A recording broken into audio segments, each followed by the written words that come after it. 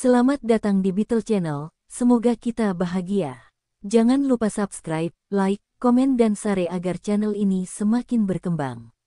Terima kasih. Novel Kemenangan Dalam Hidup, Bab 2596-2600. Dia sangat membutuhkan dukunganku. Rowan menggaruk kepalanya. Karena Kimbra sangat mendukung Anda, mengapa masalah ini masih terjadi? Dia telah menjadi patriark, dan dia juga mendapat dukungan Rothschild. Kami tidak boleh membiarkan Anda semua berhenti berlari. Suku Kurdi hampir memonopoli minyak di Irak, sehingga mereka bahkan tidak kehilangan likuiditas selama bertahun-tahun. Faktanya, Rowan sendiri tidak terlalu penasaran dengan hal-hal tersebut. Namun setelah kejadian yang menimpa Amir barusan, ia diliputi keraguan terhadap orang Kurdi.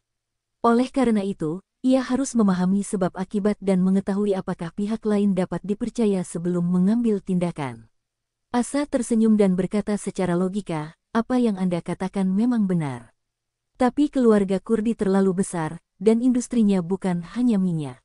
Sekalipun Kimbra adalah patriarknya, dia mungkin tidak bisa mengatur distribusi semua barang, industri keluarga. Ada arahan pendanaan. Di dalam klan, ada orang-orang khusus yang bertanggung jawab atas situasi properti ini.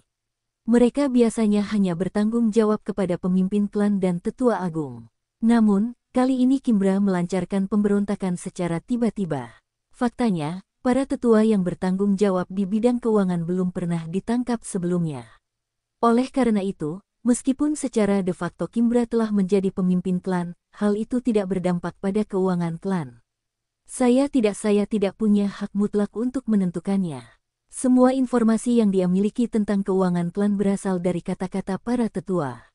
Setidaknya dalam hal keuangan, dia telah diabaikan secara efektif.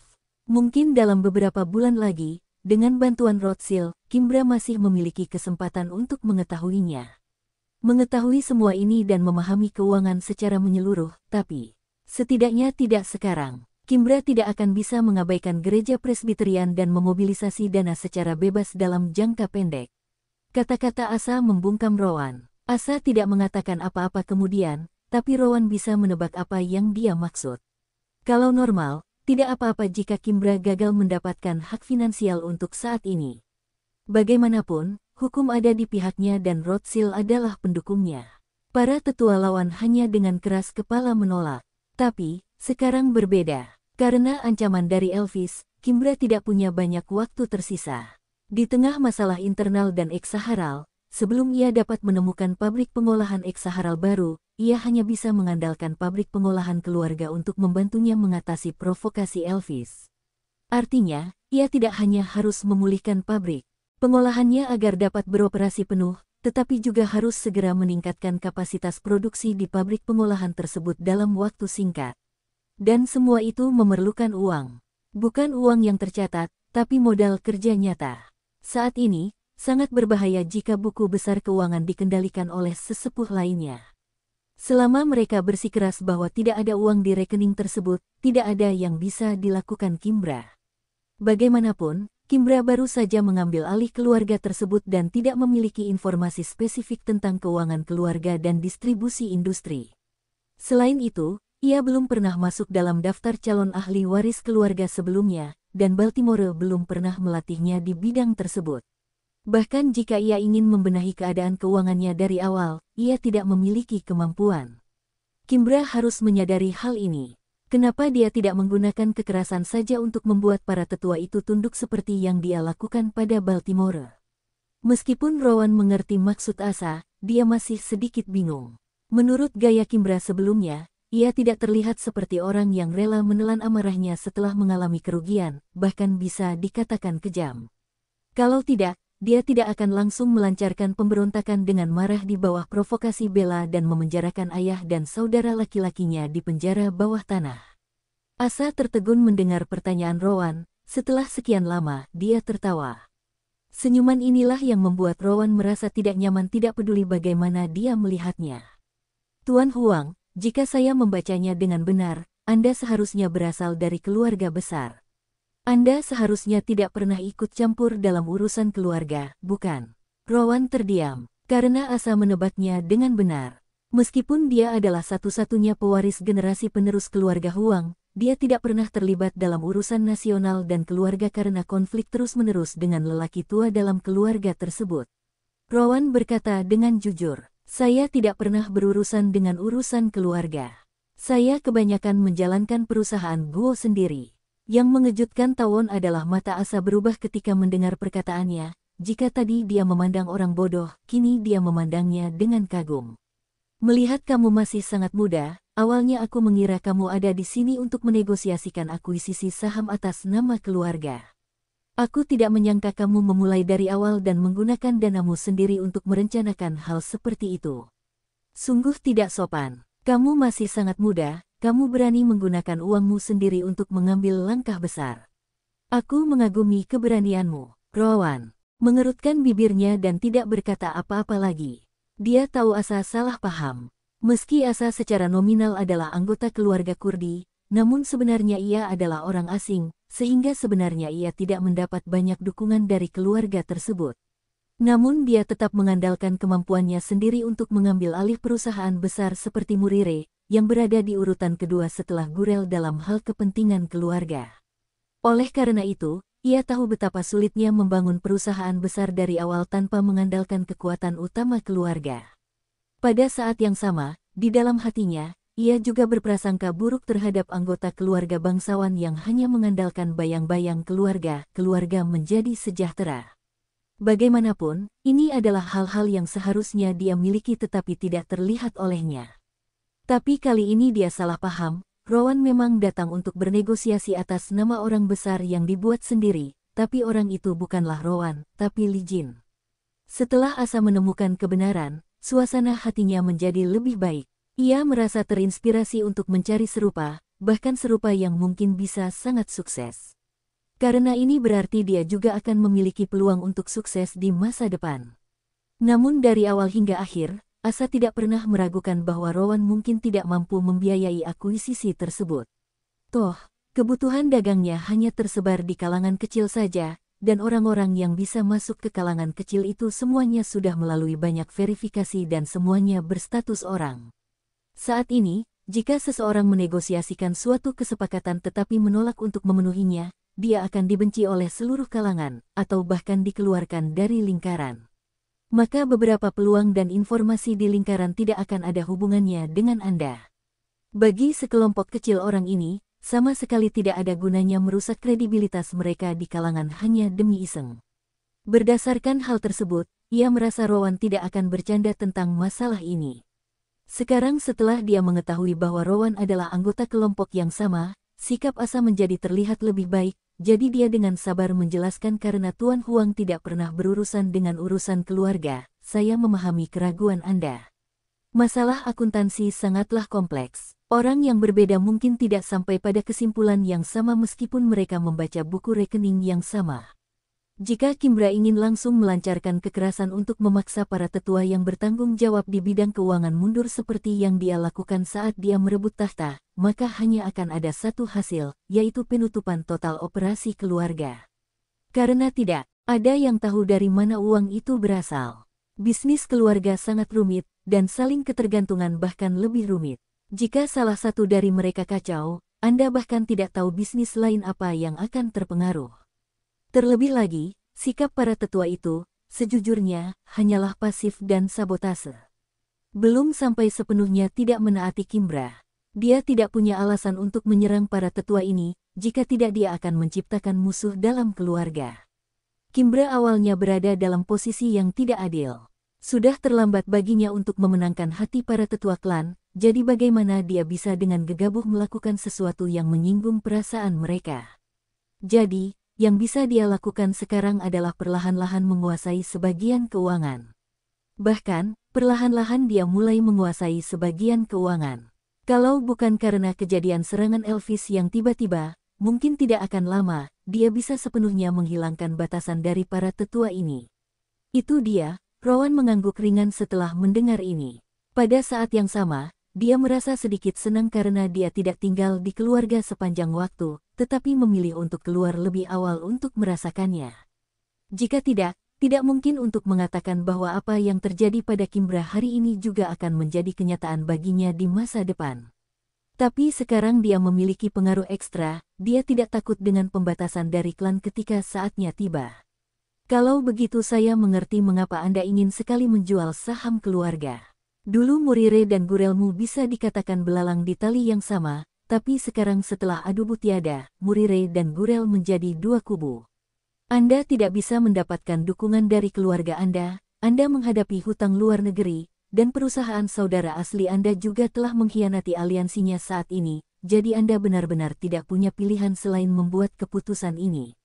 Rowan mengira dia telah menebak secara kasar semuanya, tapi Asa menggelengkan kepalanya dan berkata sambil tersenyum pahit, kalau saja sesederhana itu, ada sesuatu yang disembunyikan, tanya Rowan. Asa mengangguk ketika mendengar pertanyaan Rowan. Kalau hanya masalah-masalah ini saja, saya masih bisa bertahan. Seperti yang saya katakan tadi, Kimbra masih ingin memenangkan hati saya. Kebetulan dia baru-baru ini mulai menguasai sebagian keuangan keluarga. Meskipun uang ini tidak dapat sepenuhnya mengembalikan pabrik ke operasionalnya, itu cukup bagi saya untuk bertahan di masa sulit ini. Itu saja, asalkan tidak ada yang terus memberikan tekanan. Apakah ada orang lain yang terlibat dalam masalah ini? Rowan menjadi tertarik ketika mendengar ini. Kemudian sebuah pikiran tiba-tiba memasuki benaknya dan dia berkata dengan suara tanpa suara, apakah itu Penatua Sahar? Ketika Asa mendengar Rowan berkata tanpa berpikir, ekspresinya menjadi aneh, sepertinya Tuan Huang tahu banyak tentang keluarga Kurdi, bahkan hal-hal yang sangat rahasia. Rowan menatap mata, hidung dan hatinya, berpura-pura tidak mendengar apapun dan menjaga ekspresinya seperti biasa. Dia tahu dia telah melakukan kesalahan. Masalah kontak Penatua Sturt di luar negeri seharusnya sangat dirahasiakan, dan bahkan Kimbra tampaknya tidak mengetahuinya. Mungkin Kimbra masih berpikir bahwa alasan Sturt menentangnya adalah karena dia tidak puas dengan dia yang memenjarakan Baltimore, tapi dia tidak tahu bahwa yang sebenarnya diinginkan Sturt adalah menggantikannya. Tidak banyak orang di keluarga Kurdi yang mengetahui bahwa Penatua Sahar mungkin memiliki masalah, apalagi orang luar seperti dia. Namun, melihat ekspresi Asa, sepertinya dia juga mengetahui banyak hal. Asa ini tidak sederhana. Rowan diam-diam sampai pada suatu kesimpulan. Asa mengatakan bahwa dia telah mengikuti Adup, tetapi sekarang dia tahu semua yang Adup tidak tahu. Jika orang seperti itu mau menjadi pengikut, setidaknya Rowan sendiri saya tidak percaya. Dia mungkin tidak mengatakan yang sebenarnya. Namun sekarang bukan waktunya untuk mendalami hal ini, Rowan hanya berkata dengan samar, bagaimana saya bisa tahu begitu banyak. Karena saya ingin mengakuisisi sebuah perusahaan, tentu saya akan membuat lebih banyak persiapan terlebih dahulu. Sudah lama diketahui di kalangan Kurdi bahwa Penatua Sahar dan Kimbra berselisih satu sama lain. Karena kamu sekarang adalah orang yang sengaja ingin dimenangkan oleh Kimbra, bukankah wajar jika Sahar tersandung secara diam-diam? Bagaimanapun, Rowan sekarang sudah bertekad. Lagi pula, mereka hanya mengetahui banyak hal secara kebetulan. Jika ingin menjelaskan secara detail, mereka harus mengungkap pengawasan dan perjanjian rahasia dengan Adup. Dia masih belum begitu yakin apakah Asa benar-benar bisa dipercaya, jadi dia tidak akan mengatakan apapun tentang hal ini jika dia bisa. Asa tidak menganggap serius pendekatan asal-asalan Rowan. Ia sebenarnya tidak peduli sama sekali jika Rowan menyembunyikan rahasianya. Menurutnya, semakin banyak rahasia yang dimiliki Rowan, semakin bermanfaat baginya. Yah, saya tidak tahu bagaimana pendapat Anda tentang Penatua Sahar, tetapi tebakan Anda benar. Orang yang datang untuk mengancam saya memang Sahar. Sehari setelah saya didekati oleh kreditor karena klan saya telah memutus pasokan, orang-orang Penatua Sahar mendatangi saya, dan bersama mereka ada kontrak. Dia pertama-tama menunjukkan kepada saya token Penatua Sahar untuk membuktikan identitasnya, dan kemudian memberitahu saya bahwa selama saya menyetujui hal-hal dalam kontrak, dia akan mampu membayar untuk menyelesaikan masalah utang saya, dan saya tidak perlu lagi khawatir tentang diusir oleh krediturku. Masuk penjara. Saat saya melihat kontraknya, saya tahu semuanya disebabkan oleh Penatua Sahar. Saat Asa mengatakan ini, dia bahkan mencibir. Persediaan saya terputus di bagian depan, dan kreditor di bagian belakang datang mencari saya. Saya merasa ada seseorang yang mempermainkan saya sejak awal, jika tidak, itu tidak akan menjadi suatu kebetulan. Asa melanjutkan, tetapi saya masih tidak pernah menyangka orang itu adalah Penatua Sahar. Siapa yang mengira bahwa Penatua Sahar, yang selalu sangat dihormati di klan dan memiliki penampilan yang baik, akan melakukan hal yang begitu tercela, dengan sengaja bekerja sama dengan kekuatan luar dan memutus aliran modalnya sendiri. Klan suka memuji kebijaksanaan Penatua Sahar. Saya pikir dia menggunakan semua kebijaksanaannya untuk menangani keluarganya sendiri. Ketika Asa mengatakan ini, dia menjadi marah dan bahkan mengutuk. Akhirnya, setelah Asa tenang, Rowan bertanya ragu-ragu, jadi kenapa kamu tidak setuju? Rowan bahkan sedikit gugup saat mengatakan ini. Karena menurutnya, meski Penatua Sahar kejam, Asa tidak bisa menolak syarat yang ditawarkannya. Dalam masalah internal dan eksaharal saat ini, Asa tidak akan mampu menerobos situasi tersebut dalam keadaan normal. Belum lagi sejumlah besar dana yang dibutuhkan untuk mengisi lubang tersebut, satu-satunya bala bantuannya, Kimbra, juga terikat. Sedangkan untuk menjual saham ke pihak luar, itu juga merupakan pilihan terakhir, dan mungkin tidak berhasil. Bagaimanapun, semua orang sekarang tahu bahwa ini adalah saat ketika nilai aset Irak mengalami devaluasi besar-besaran, namun ini masih jauh dari titik terendah. Oleh karena itu, seluruh pasar masih dalam tren jual, dan belum diketahui apakah saham tersebut bisa dijual dengan harga yang sesuai. Bagaimanapun, Asa hanya ingin menjual saham untuk keperluan darurat, dan tidak ingin langsung menjualnya seluruh perusahaan. Ketika Asa mendengar pertanyaan Rowan, dia sepertinya mendengar lelucon paling lucu di dunia janji. Kenapa aku harus berjanji padanya? Tahukah kamu apa syarat kontraknya? Biarkan aku menjual semua sahamku. Bahkan pengalihnya bukan dari Kurdi kita, dia adalah. Omong-omong, wajah Asa yang awalnya anggun menjadi lebih garang. Dia adalah salah satu kreditor asliku. Setelah Asa berbicara, dia semakin meraung, dan gelombang suara yang marah mengancam akan merobohkan lampu gantung di atap. Jadi, semuanya sepenuhnya merupakan konspirasi Sahar. Dia hanya ingin memotong dana saya, memaksa saya meminjam uang, dan kemudian memaksa saya memuntahkan seluruh pabrik. Jika dia tidak terus memberiku harapan dan memberitahuku bahwa klan akan segera mengalokasikan dana, bagaimana aku bisa meminjam uang untuk mengisi lubang tersebut? Awalnya saya mengira karena Elvis sekarang menggunakan pabrik pengolahan untuk memaksa klan memindahkan ladang minyak, maka selama kita adalah orang normal, kita pasti akan menemukan cara untuk menjaga pabrik pengolahan kita sendiri semaksimal mungkin. Tapi siapa sangka Sahar masih ingin menguras pabrik pengolahannya saat ini, demi menyerahkan pabrik pengolahan kita kepada pihak luar yang sebenarnya. Sekarang aku bahkan meragukan istana paksa Elvis. Terutama mereka yang berpartisipasi. Yang lebih menjijikkan lagi adalah Sahar tidak hanya berani melakukan ini, tapi juga berani memberitahuku secara langsung. Ini benar-benar penghinaan. Aku harus melakukan apa yang dia katakan. Rowan melihat ekspresi marah Asa dan terdiam. Dia bahkan sedikit bersimpati pada Asa sekarang. Jika dulu untuk bersaing dengan Kimbra memperebutkan posisi patriark, Sahar sengaja menahan dana dan tidak melakukan desentralisasi, yang bisa dikatakan perebutan kekuasaan biasa, maka apa yang dilakukannya terhadap Asa adalah pengorbanan langsung, darah keluarganya sendiri.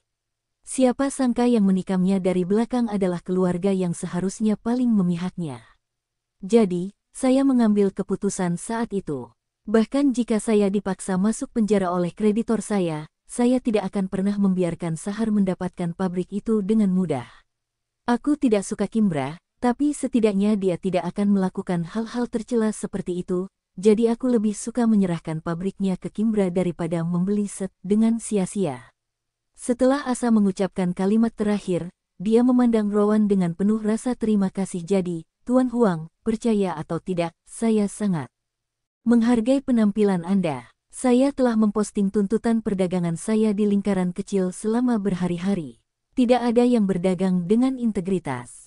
Hanya Anda yang datang dengan harga sejak awal, harga yang sangat tulus. Apalagi identitas dan latar belakangmu adalah yang terbaik di antara semuanya. Kamu adalah pembeli yang akan memuaskan siapapun, pembeli yang sangat aku perlukan untuk muncul saat ini. Setelah saya mendengar bahwa Anda akan datang, saya khawatir apakah lelaki tua Sahar ini akan terus melakukan trik kotor.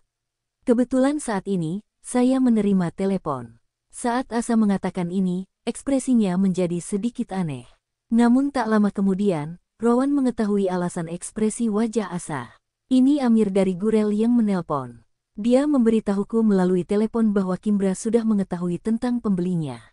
Kemudian Kimbra secara khusus mengatakan kepada kami untuk tidak dengan mudah menyetujui permintaan Anda, setidaknya untuk tidak benar-benar menjual sahamnya kepada Anda, dan paling banyak menjual obligasi. Aku hanya merasa ada yang tidak beres.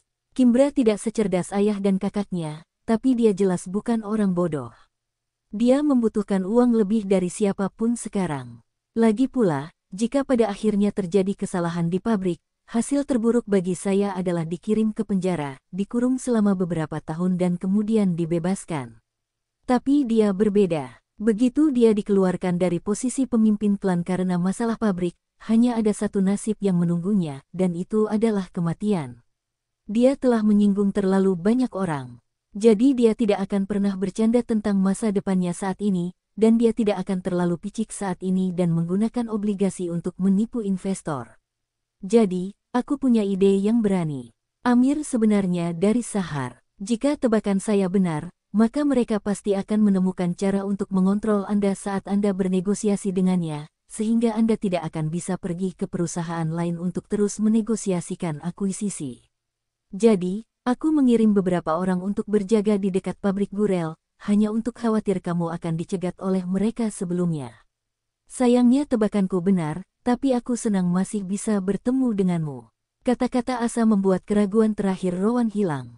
Pantas saja anak buah Asa bertemu dengan bala bantuannya sendiri secara kebetulan, ternyata mereka sejak awal sudah menduga ada masalah dengan Amir, sehingga mereka mengirimkan orang khusus untuk menanganinya. Jadi, Tuan Huang, Anda seharusnya bisa mempercayai ketulusan saya sekarang. Kesepakatan ini sangat penting bagi saya sekarang. Rowan mengangguk ketika mendengar ini. Tuan Asa, tentu saja saya sudah merasakannya. Saya rasa kita bisa mendiskusikan secara resmi detail transaksi ini. Namun, kali ini Asa memberi isyarat tenang. Rowan menatapnya dengan ragu, tapi mendengar Asa tersenyum dan berkata, Tuan Huang, tentu saja transaksinya harus tetap dilakukan, tetapi selain saya, ada orang lain yang bertransaksi dengan Anda. Ada orang lain. Rowan tercengang. Kemudian, seolah dia teringat sesuatu, senyuman gembira muncul di wajahnya. Pak Asa, orang yang Anda bicarakan apakah pemegang saham pabrik lain? Asa tersenyum dan mengangguk ya, mereka adalah pemegang saham pabrik lain. Mereka juga menerima ancaman dari Sahar seperti saya. Saya pikir menjual saham kepada orang lain kali ini akan membuat Sahar putus. Kalau begitu, lebih baik membuat berita besar daripada membuat keributan kecil. Saya tidak hanya ingin menjual saham saya juga ingin pemegang saham pabrik lainnya juga menjual sahamnya. Rowan Ki berkata kamu menjual begitu banyak, apakah kamu tidak takut kami tidak bisa memakannya? Asa menyentuh janggutnya, dengan senyuman yang tidak dapat dipahami di wajahnya Tuan Huang. Meskipun saya hanya aktif di pabrik kecil ini sepanjang hidup saya tidak bodoh. Di masa yang penuh gejolak ini, siapapun yang berani membeli saham di lingkungan sekuritas yang buruk pasti bukan orang biasa. Yang dia pedulikan jelas bukan untung dan rugi sementara. Pasti ada tujuan yang lebih mendalam di baliknya.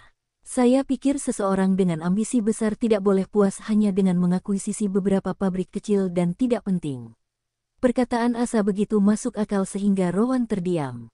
Asa benar, mereka tidak hanya mengincar saham. Namun Rowan masih memiliki keraguan di dalam hatinya. Dia ragu-ragu dan akhirnya bertanya maaf, Tuan Asa. Meskipun Anda sangat tulus sekarang, kemajuannya masih sedikit di luar dugaan saya. Saya masih harus menanyakan beberapa pertanyaan kepada Anda. Asa sama sekali tidak terkejut saat mendengar kata-kata Rowan, tapi tersenyum dan berkata Tuan Huang, tolong tanyakan. Bersambung, terima kasih telah menyaksikan dan mendukung channel ini.